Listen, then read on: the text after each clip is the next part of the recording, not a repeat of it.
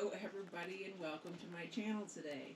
Today's video is going to be more demonstrations on the basic methods of cooking videos that came out a few weeks ago. The links for those are in the description. Today we're going to be doing quite a few methods. We're going to be braising, we're going to be searing, we're going to be deglazing and reducing, and boiling and sauteing.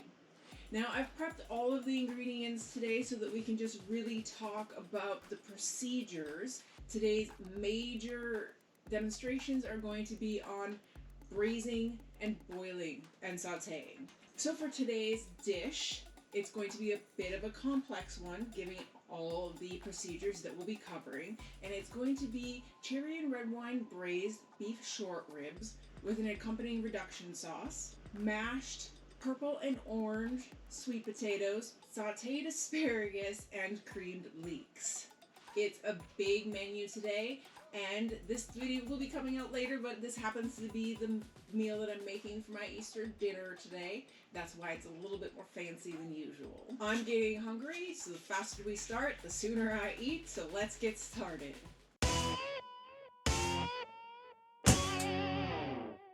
Alright. Let's get to the food. As mentioned, the first step is to dredge your meat. And today I am using coconut flour because I don't use regular flour very much in my cooking. So in order to start, you want to sort of pat all the moisture off of the meat. And then you just want to lay it every single side. Make sure that you've seasoned your meat or your dredge.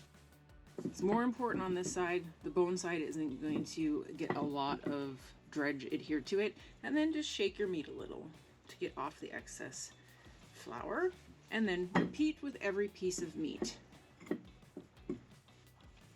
All right, the first step. Braising is a good method if you're looking for a low and slow way to cook that's largely hands-off. Braising is good for cheap cuts such as beef short ribs and chuck, pork shoulder, Boston butt, lamb shoulder and shanks, chicken thighs and legs. Okay, you can hear that is hot, so I'm gonna turn that down to a medium so that we don't get a lot of splatter and burn going on. Now, while your pan comes up to temperature, make sure that you're preparing a pan or dish on the side to put the seared meat into. Braising is a dry and moist heat method. The main ingredient is first browned in a small amount of fat at a high temperature, similar to sauté. This method of cooking is associated with larger pieces of food. For more information on this cooking process, please see video number 3, moist heat cooking methods. The first step is to prepare the food ingredient by trimming and cutting as needed. If dredging is required, do so at this point. Prepare the cooking liquid if needed. Heat a small amount of oil in a heavy pan. Sear food on all sides. If using meat, this item is usually removed from the pan and set aside before proceeding. All right, time to remove them, set them off to the side.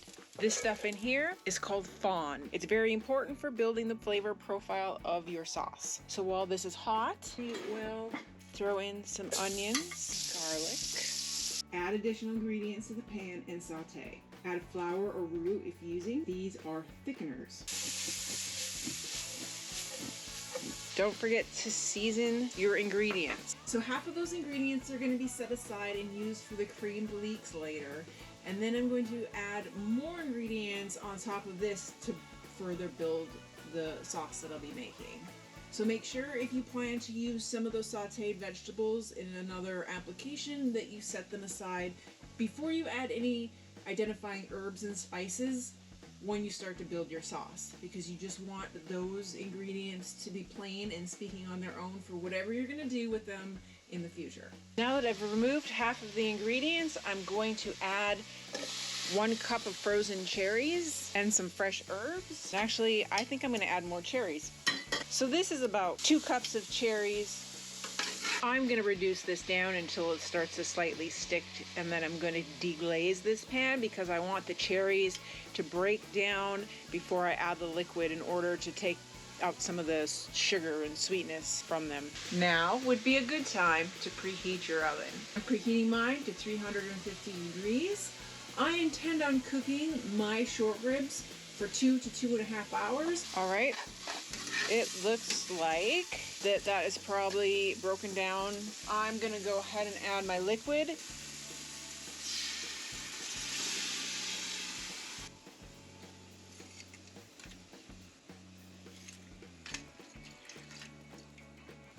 I started off with a cup and a half of red wine and a cup of beef stock. And then I put it in just to judge how far up the side it was going to go. I ended up adding 1 cup more of red wine and 1 more cup of beef stock. You want to make sure that the liquid does not come up more than about halfway up the side of your meat. You do not want it to cover your meat because then you'll end up with more of a boil than a braise, and that's not what we're doing today. As soon as the oven has been preheated to 350 degrees, I'll be sliding that in there and then we'll be working on the next steps. They've been in here an hour, so I'm going to flip them over. I'm going to leave them there for a half hour on this side, and then I'm going to flip them back over for their last hour or so.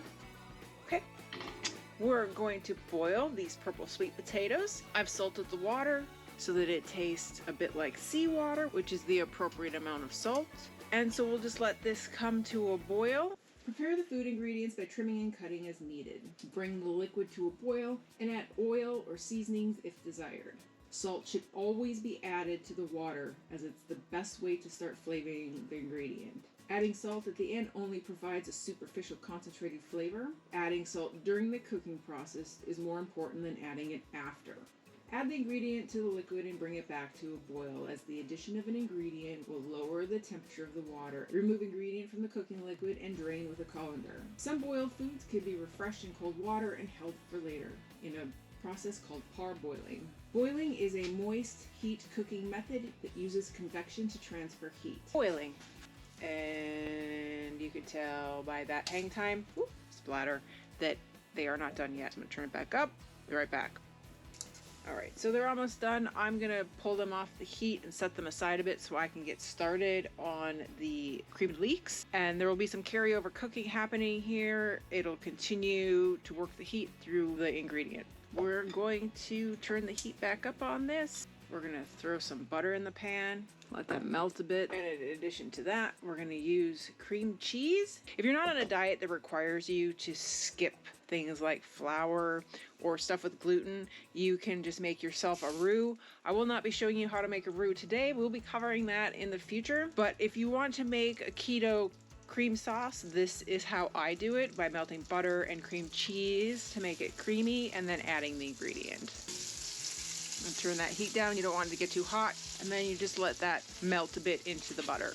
Just going to add a little bit of heavy cream. This could also just be milk or half and half.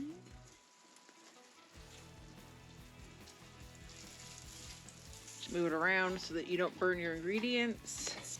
Put some more cream in here. Okay, since we're going to work on some other things, this can sit at the back of the stove and stay a little warm. If you are going to take more than about a half an hour to complete the rest of your stuff, you might want to just let this come to room temperature and put it in the fridge once it has gotten below about 40 degrees. You don't ever want to put hot food in your refrigerator. And we're going to take the short ribs out of the liquid and set the short ribs aside. And then I'm going to prepare the sauce and then put the ribs back in the sauce and put it back in the oven for about a half an hour. And then if it's not thick enough at that point, then we'll reduce it on the stovetop.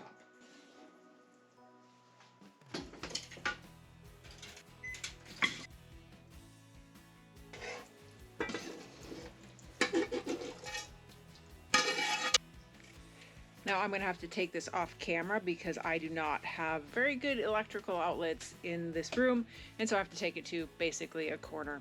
Now we'll return the meat bone side up.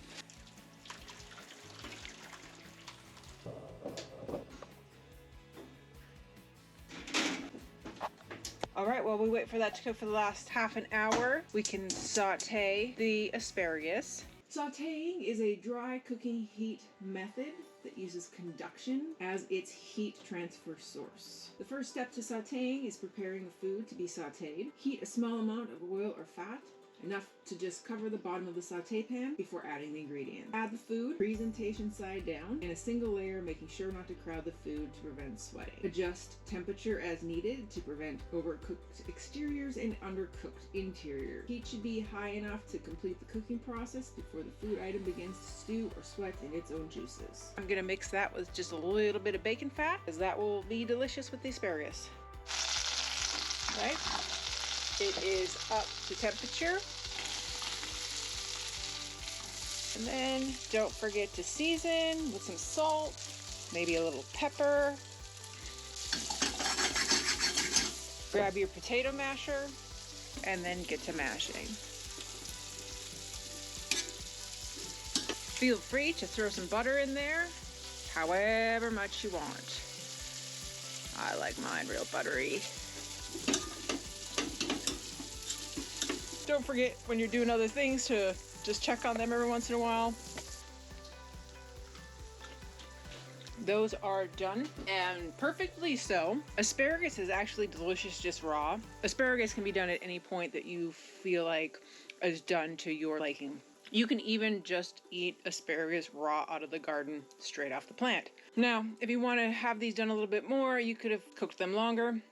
This is good for me. So now I'm ready for when the sauce is ready to be reduced. Taking the meat out and set it aside so it'll continue to carry over, cook a little bit. So to finish this sauce, I'm going to bring it to a boil, reduce it just slightly because it's already pretty thick, but I'm going to work in about a generous tablespoonful of tomato paste. Okay, I'm going to take this and strain it one more time. I'll be right back. All right, I strained it and now it's a sauce, so I'm going to set it aside and let's take a look at the meat.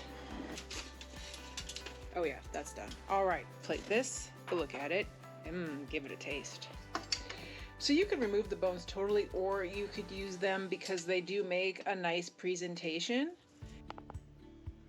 And here we have braised short rib. All right, it's time to taste it.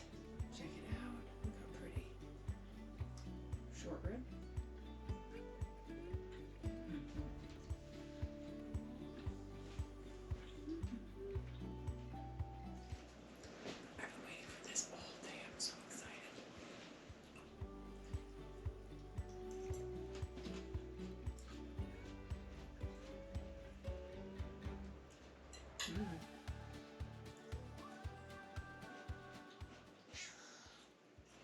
So my only complaint is that the cherry didn't come through as much as I would have liked to in the red wine sauce, but it's delicious. So I'm going to say this was a very successful dish today. I hope this video was inspiring to you. I hope you decide to make some short ribs because you will not regret it. Thank you for stopping by and watching my video today, and as always, have a great day.